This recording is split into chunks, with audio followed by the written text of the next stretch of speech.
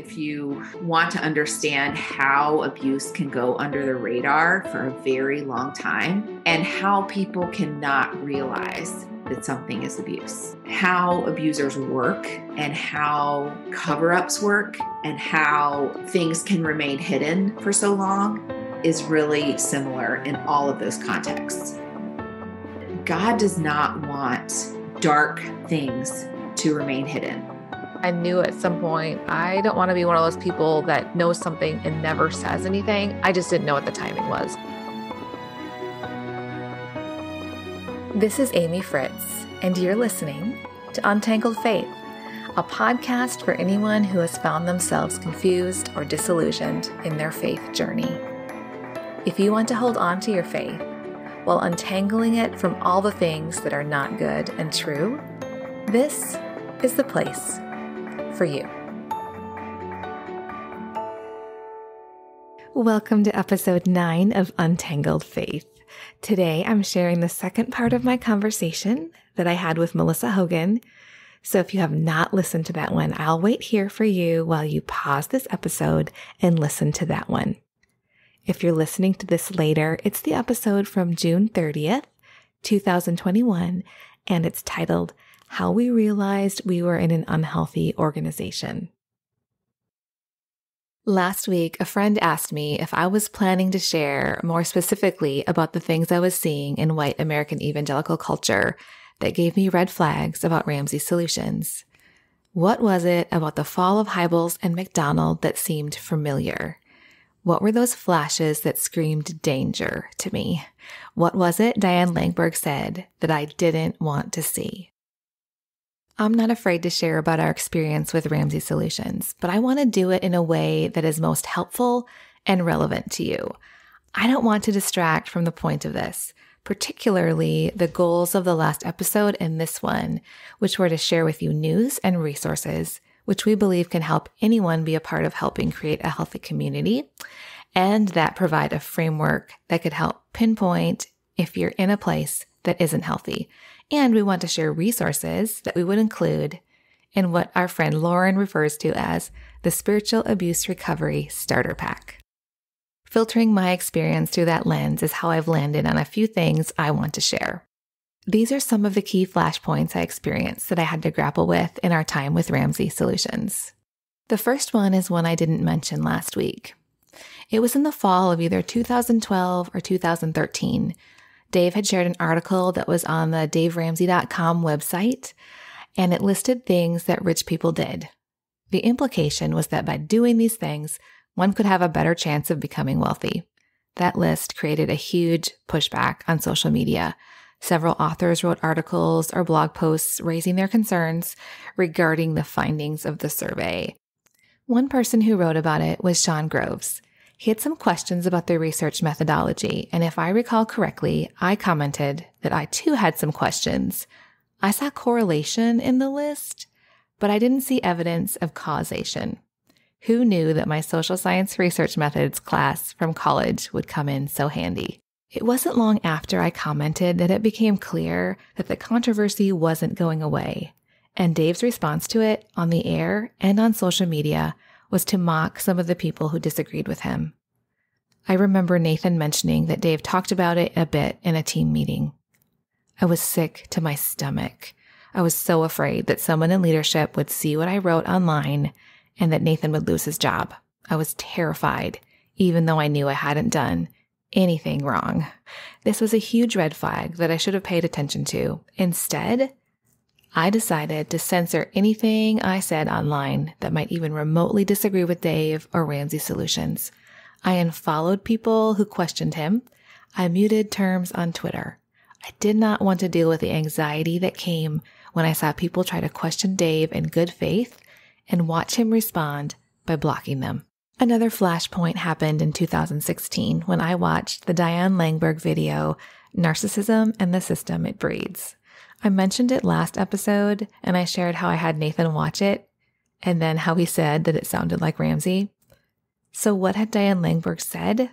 Well, one of the quotes I wrote down was this: a group or organization or church that is desperate for hope becomes blind and susceptible to those coming to be their savior. We are vulnerable to those who promise bigger and better and say it's all for God. Dr. Langberg talked about how tricky narcissism could be because it looks pretty and spiritual, and how a narcissistic leader could feed the narcissism of a group with words like, I know you want to serve God, and you want to do it in a way that no one else is.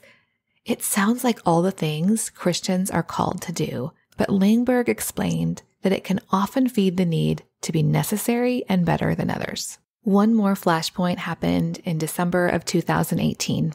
I had read the World Magazine article about James MacDonald written by Julie Roys. It talked about how MacDonald had previously been charged with self-promotion, love of money, domineering, bullying, abusive speech, and outbursts of anger by a former elder.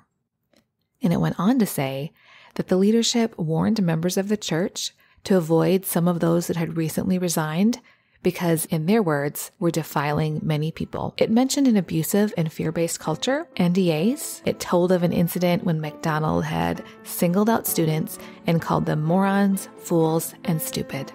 I had observed enough of Ramsey Solutions and Dave over the previous 7 years to recognize Dave's actions in all of this reporting, from the fear-based culture to warnings against listening to former members of the organization to the use of NDAs and name-calling.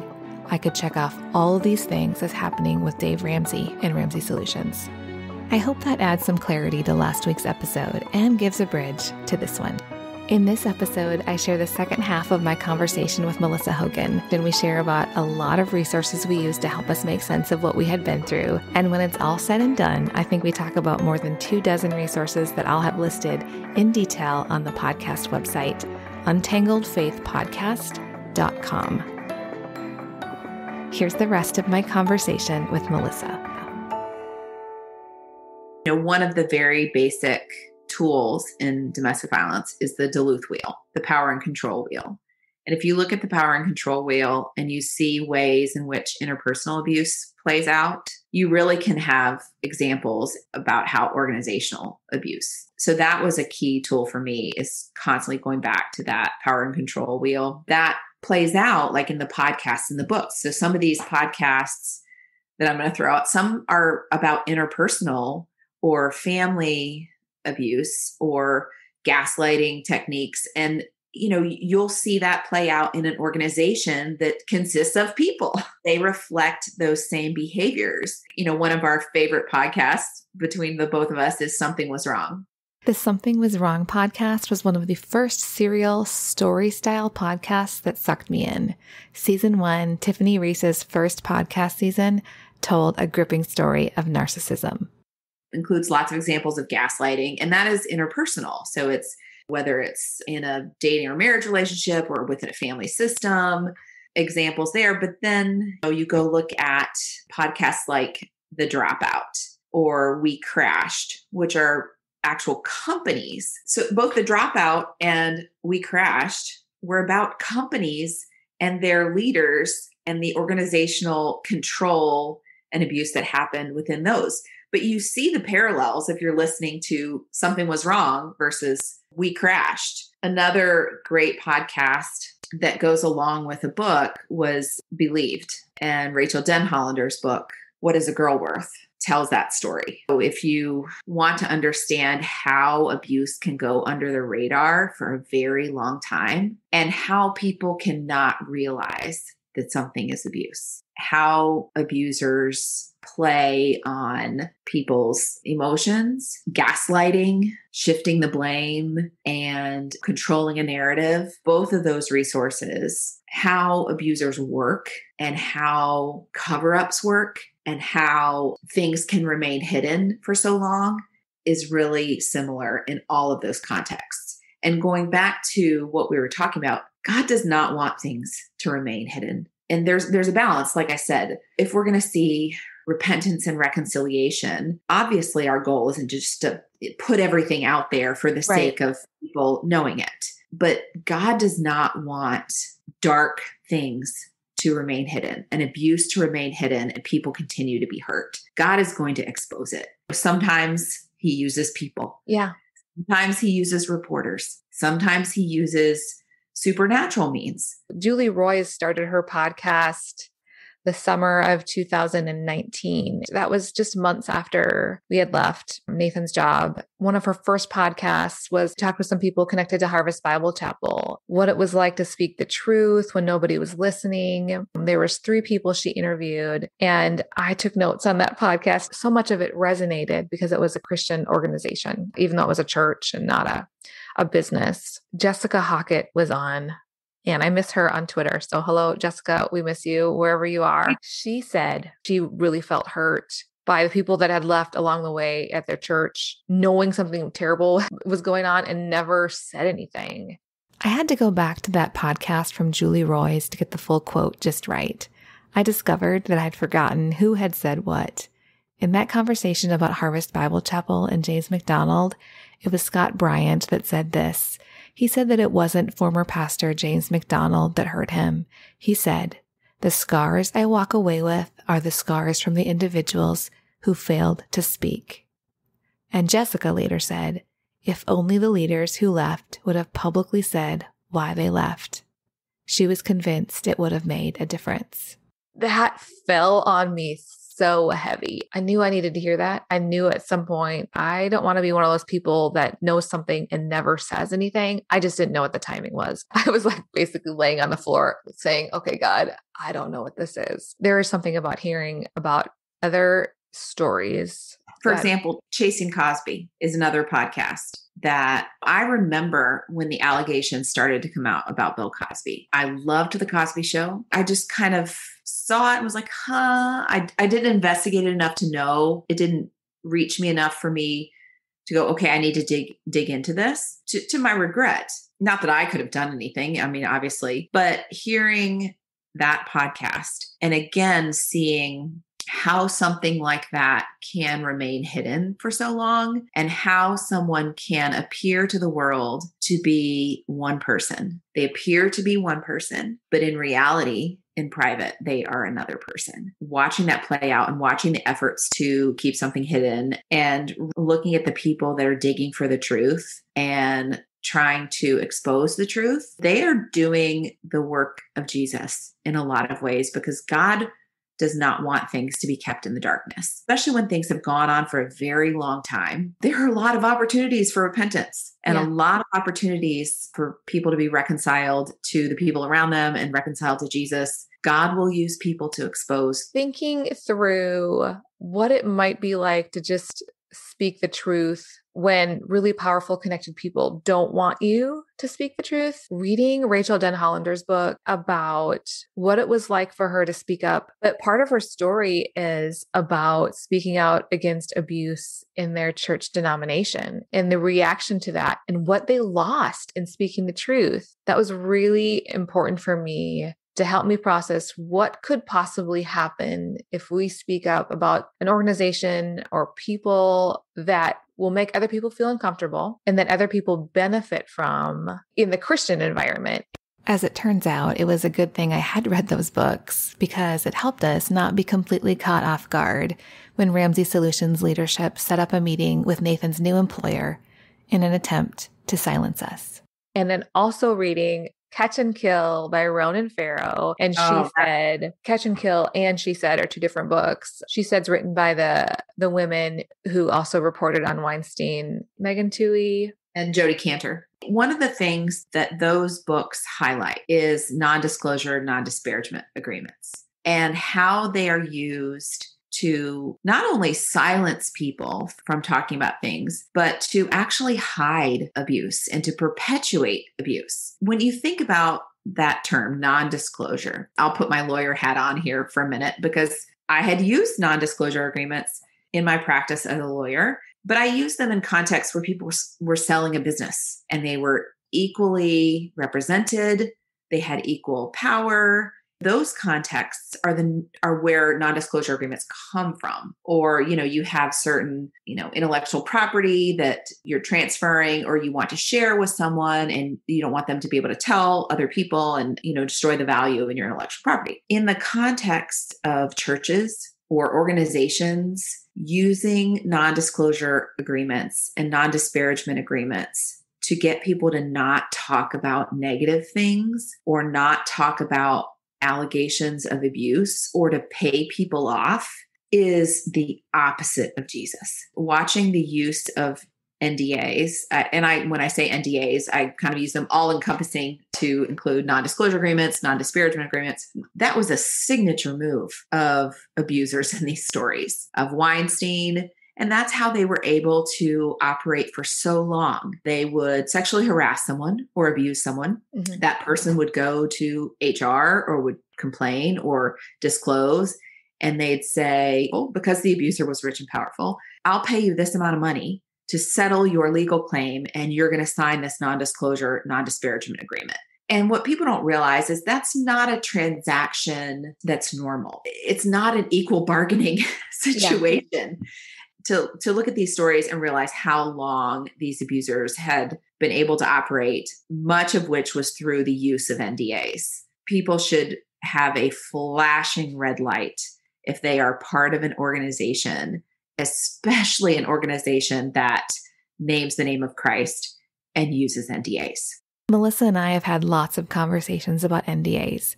I wanted to add a few things that we didn't get to in this particular conversation.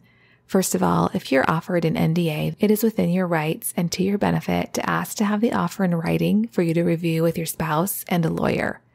A healthy organization likely won't tie severance to signing an NDA, and they certainly wouldn't object to you taking the time to look it over before making a decision.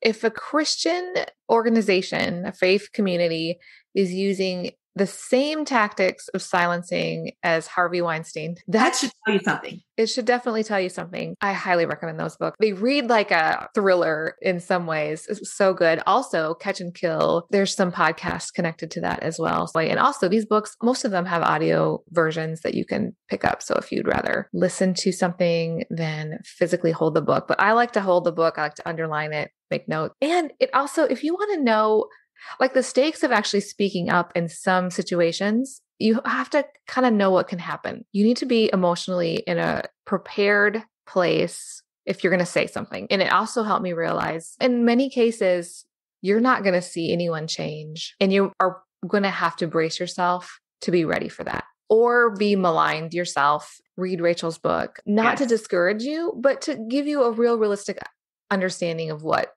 you're kind of up against. And if you are not in an emotionally, physically, financially, spiritually good place to do that, there is no obligation to do some big public thing. Maybe God's calling you to speak truth in other ways. Of course, therapy is going to help you deal with this stuff at a higher level than reading books. Yes. This is like junior varsity therapy. And I will say too, that if you're going to speak up about abuse in a Christian environment, staying so closely tied to Jesus is so important, because you are going to face people maligning you.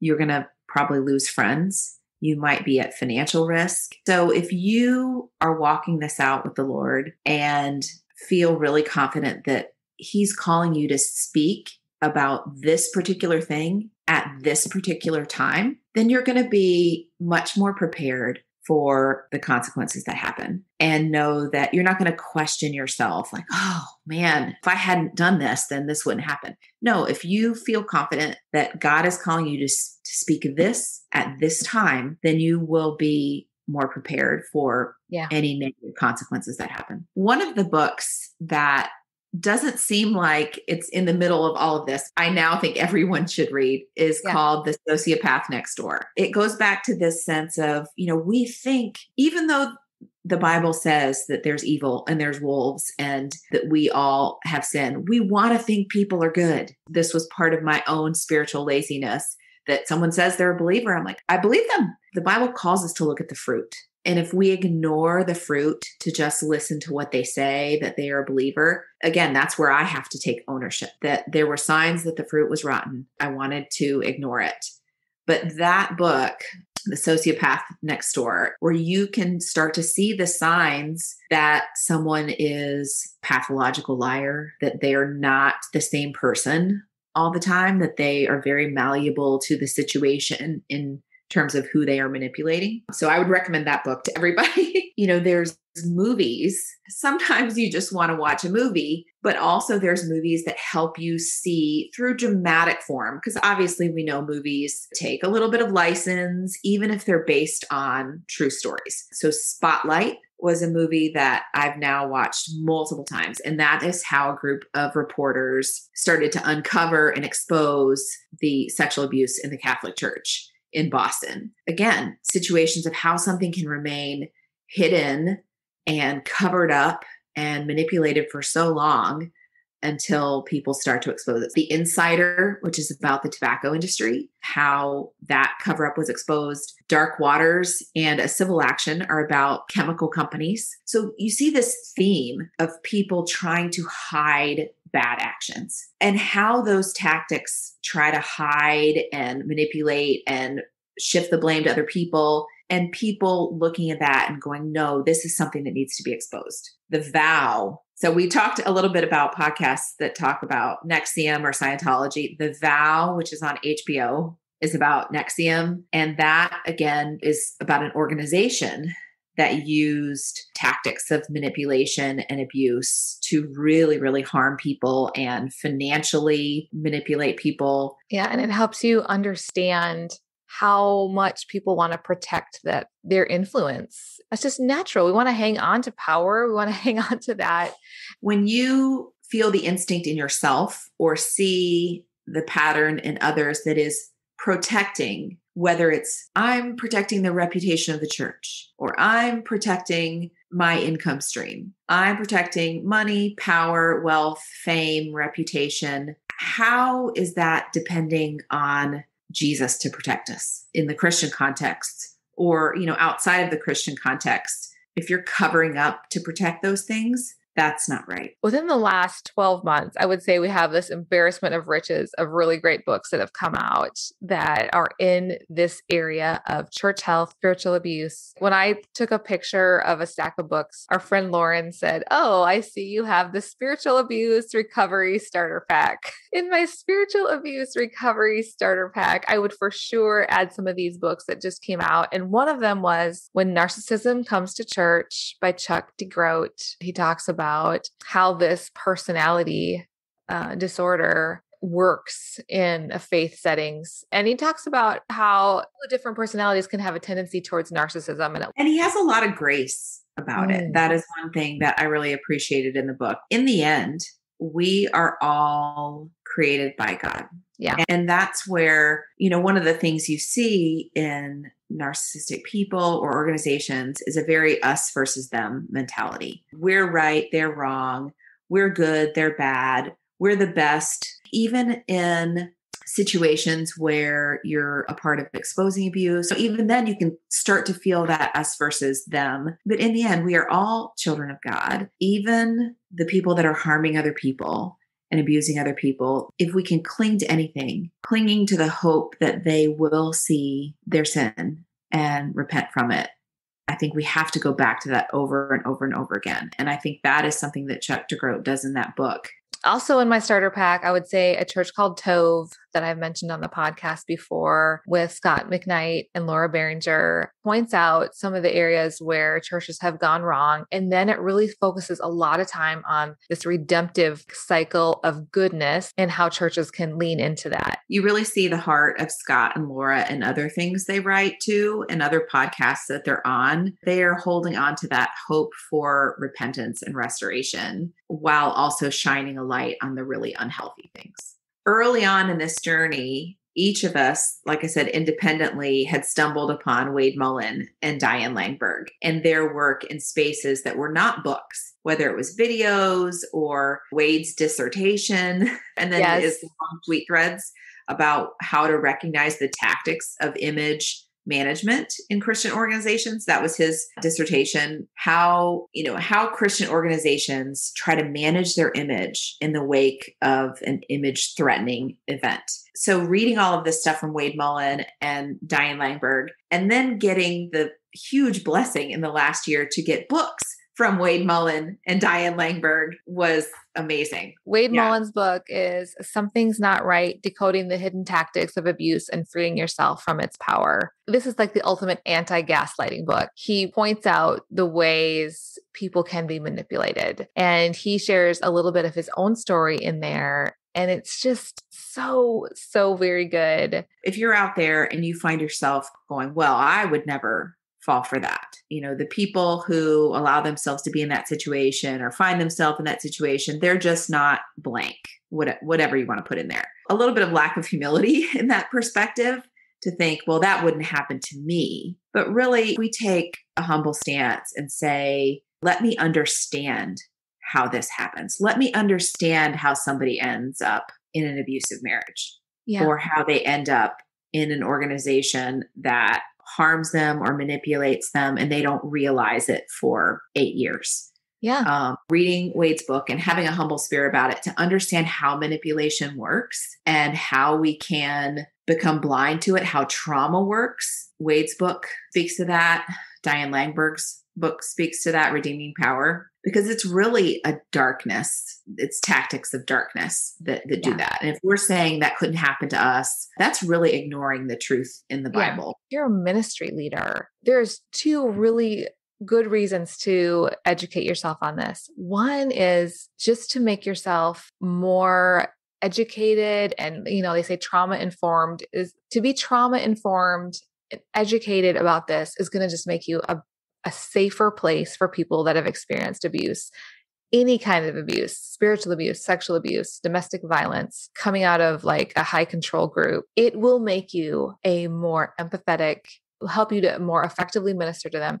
The other reason is because we don't want to become those people that become abusers. We all need to be humble enough and open-handed enough to say, I don't want to be one of those people that creates a system or supports a system or an individual that harms other people. And if you think about the shepherd role that Jesus played and that he calls our pastors and sometimes each of us in different circumstances to play, the shepherd protects and supports the sheep by knowing how they can be harmed. He knows what the vulnerabilities are. He understands how they've been harmed before, and thus it helps him understand, how do I protect them? How do I help them heal? How do I support them? Because he understands what the dangers are. He understands how they've been harmed. He'll leave the 99 and find the one. And if you want to pick up a book that's very much for church people to understand abuse, I would highly recommend We Too by Mary DeMuth. That book is really about how do we reckon with and respond to this crisis of abuse that's actually impacting our churches. And she does a wonderful job. I highly recommend that book, We Too by Mary DeMuth. You had mentioned Diane Langberg's book. It might be at the top of my list, Redeeming Power. Diane Langberg is a trauma therapist who has spent how many years as a trauma therapist? Maybe 40 years. And she uses such incredible illustrations to help you understand some of these concepts. I just remember one illustration she used about a girl walking home from a party, and she had had a little too much to drink. And there's a couple choices for how people around her can respond. And none of those choices are that girl's fault. Even if she had too much to drink or whatever, a man can walk her home and help her be safe, or a man can take her in an alley and rape her. And so much in society, we're still coming out of this sense of blaming victims for things, blaming victims for what happened to them. And she really uses a lot of incredible examples to tease that apart and say, do you really realize what you're doing when you're saying that and asking about what was she wearing and what did she have to drink? How come it wasn't the guy who just walked her home and helped her be safe? Her work has changed my life. Her video about narcissism in the church and in systems is like that first glimpse of truth of, oh, wow, we are in this in a way I didn't know. And now to read this book, Redeeming Power, I've got it in my lap here. The subtitle is Understanding Authority and Abuse in the Church. I probably underlined more than I didn't underline. It feels like her life's work put together in a way as a gift for people that care about being trauma informed and being Christians and ministry leaders that represent Jesus. I don't even know. Anointed, maybe. I don't think that's too strong of a word. When I hear her speak, I don't either. And you could really have a primer on spiritual abuse and abuse in the church by following all of these people on Twitter. Following Diane Langberg, Wade Mullen, Boss Chivijian, Chuck DeGroat, just reading some of the things that are in 280 characters, the insight just blows you away sometimes. Julie Roys had a conference a couple years ago, the Restore Conference in Chicago. Her keynote was really powerful about speaking truth and the cost of speaking truth, and just a real prophetic word about that. At the end of Julie's keynote address at the Restore Conference in 2019, Julie challenged those of us in the room, saying that we needed to ask what our one smooth stone was, in the context of talking about David being willing to fight Goliath, the giant that was mocking the true God. Julie said this: "What is that smooth stone God has given you that you can use to bring light and help purify the church?" I knew when I heard those words that someday I was going to use whatever gifts and access God had given me to share our story. But also the video of Wade Mullen speaking, I could not take notes fast enough. I was so glad to find out that she had recorded it. Diane Langberg, you can find on YouTube her address at the Caring Well conference. So that's the other thing, is there's certain speakers and panels from the Southern Baptist Convention Caring Well conference. Yeah. Boz Chivijian spoke there, and that was a very profound talk. There was also a panel had Diane Langberg and Leslie Vernick and a gentleman who specializes in abuse. There was a social worker on there too, and I don't remember her name. That panel is incredible. What is one book or one podcast or one person to just kind of see what they're saying that you would recommend? I would start by watching videos of Diane Langberg. The compassion that she has for people, I get a little emotional about it. And the love she has for Jesus and the church. When you put those two things together and hear these very good illustrations of how this stuff works, you can't help but be enlightened about what is happening. It reminds me of what we know about Jesus, because my favorite book of the Bible is Matthew. And one of the reasons Matthew is my favorite book of the Bible is because he says a lot and he had compassion on them. So that is the characteristic of Jesus that Matthew highlights. He had compassion on them. And so when I see Christian leaders who are marked by their compassion for people, but also her desire for the truth and for the refinement of the church, to me, that is an example of what Jesus calls us to do. I want to wrap this up by sharing one more flashpoint that we experienced with Ramsey Solutions. Our final straw happened in 2019.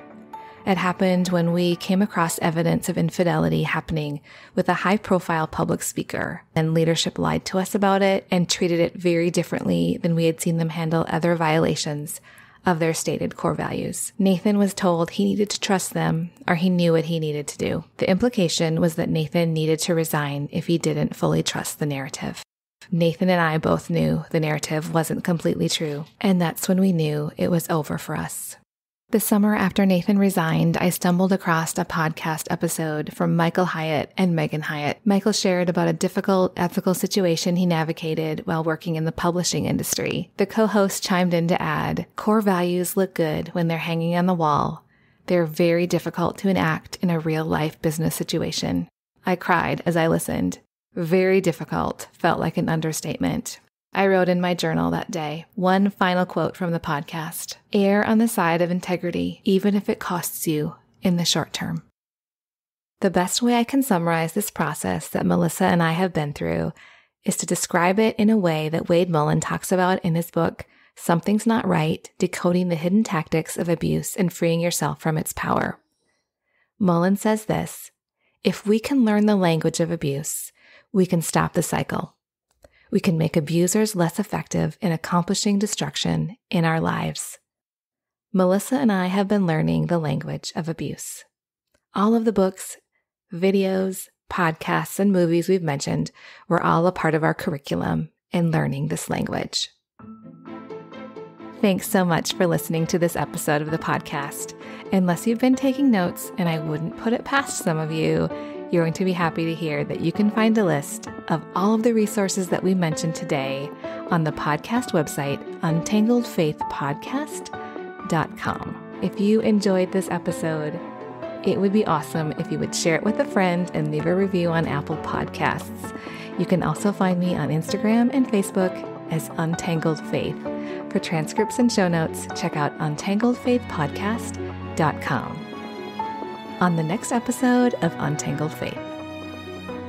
If you are friends with somebody, it's really being a crappy friend to pretend there's no elephant in the room.